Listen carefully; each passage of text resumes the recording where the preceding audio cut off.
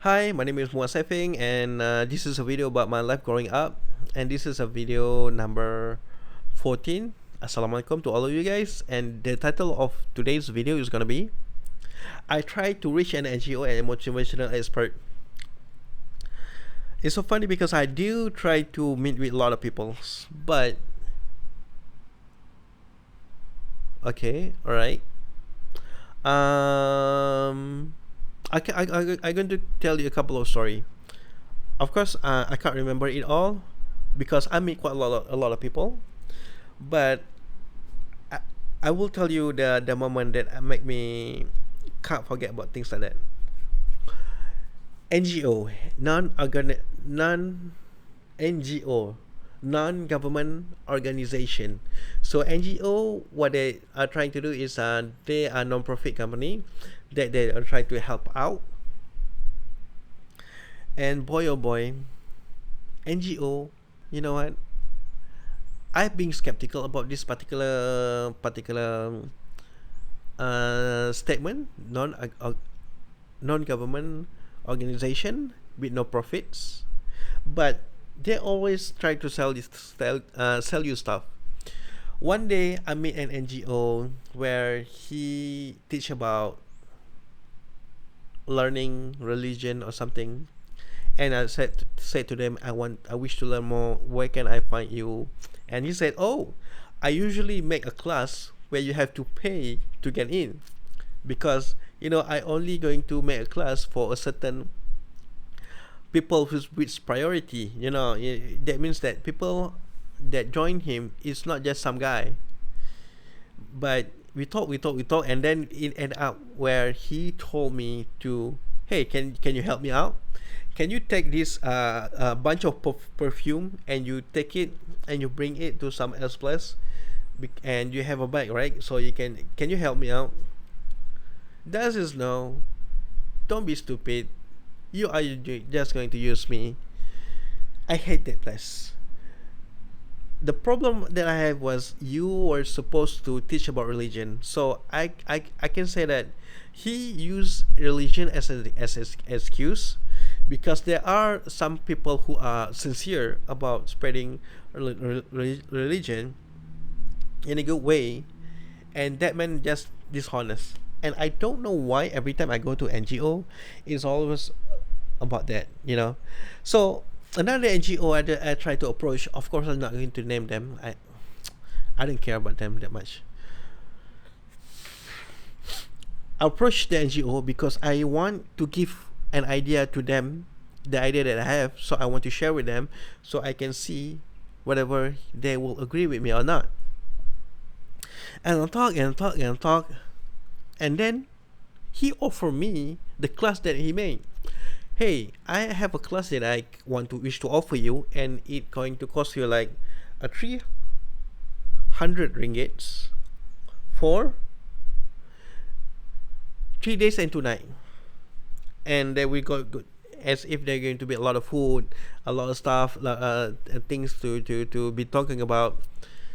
My man, that is called business. Okay, you were NGO, you are non-profit organization. Okay, so it doesn't make sense.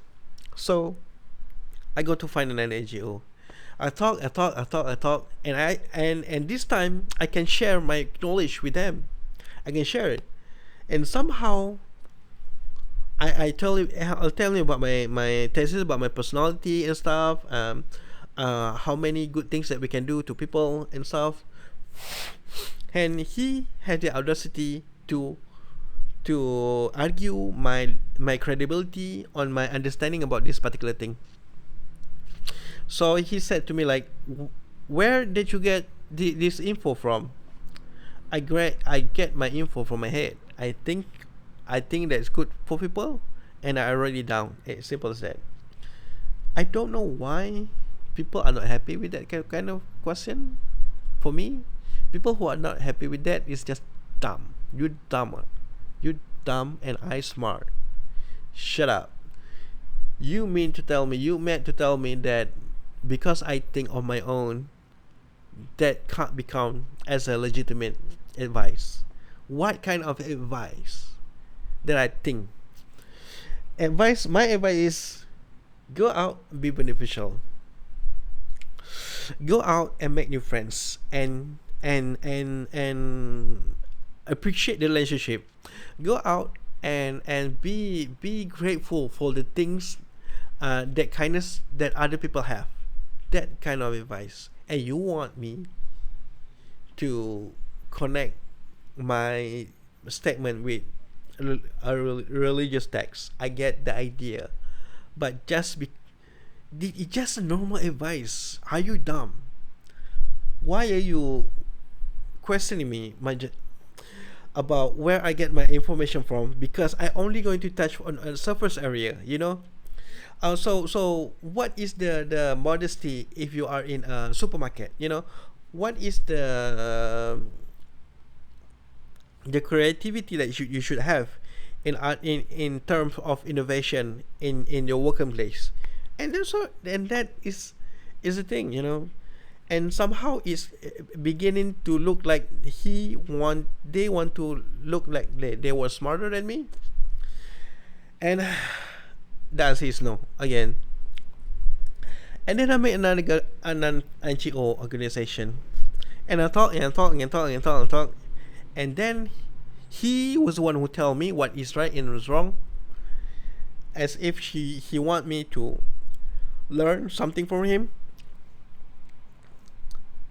What a dumb person he is. Why can't you appreciate the ideas that I bring? Go out and appreciate the things that people have in their mind, and your job is to tell him in what way that he can success with their imagination. That's it. You don't be the one who judge.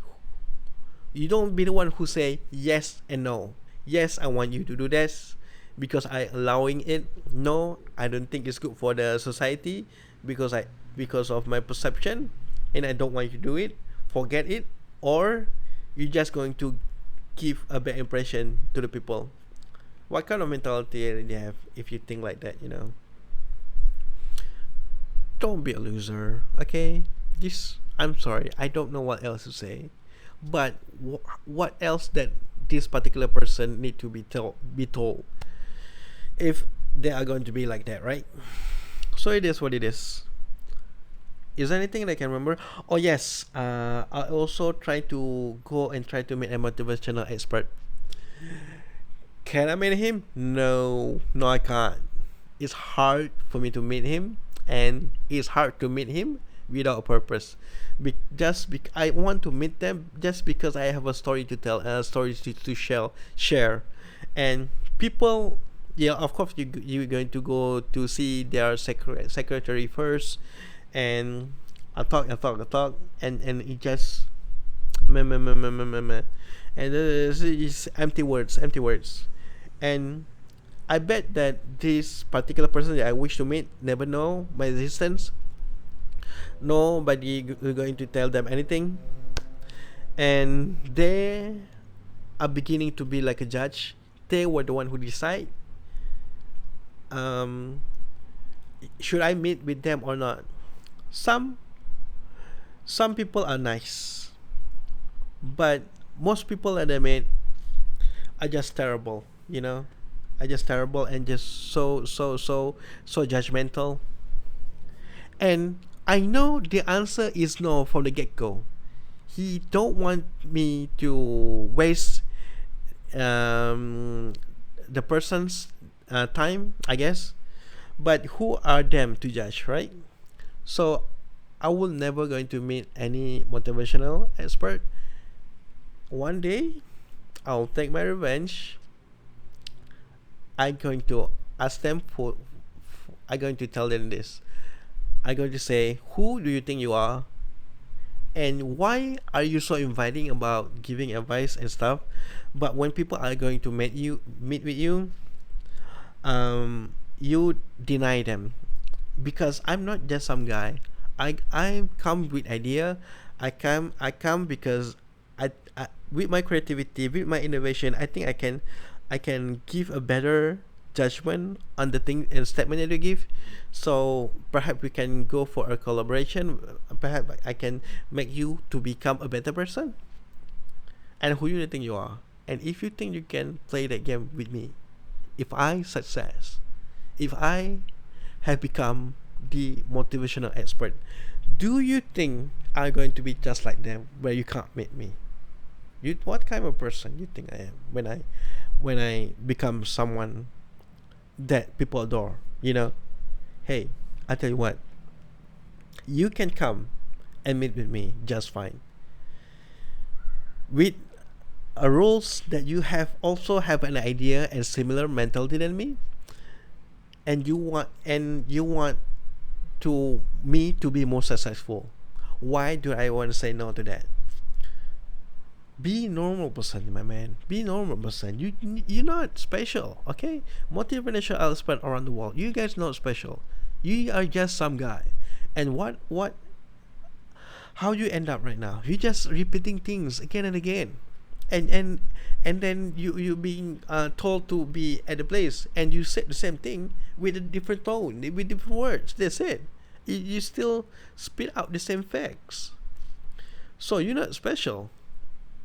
So when I look at you and I listen to you, and it amazed me somehow, and somehow it gives me a couple of ideas on how to make it better. Why can't we just talk? Hmm? I what how did you make a choice to choose to who to which people that you wish to meet?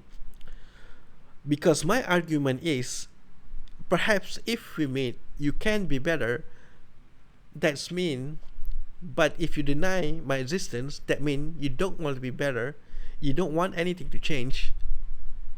And you should know that you make a lot of money by doing this motivational stuff, just spitting out facts. And people are going to continue to come to you if they are depressed, that if they have anxiety and still have anxiety in them. So why can't I come there and being innovative about the statement that you did, so it will fix everything, so no one will depress or have anxiety anymore.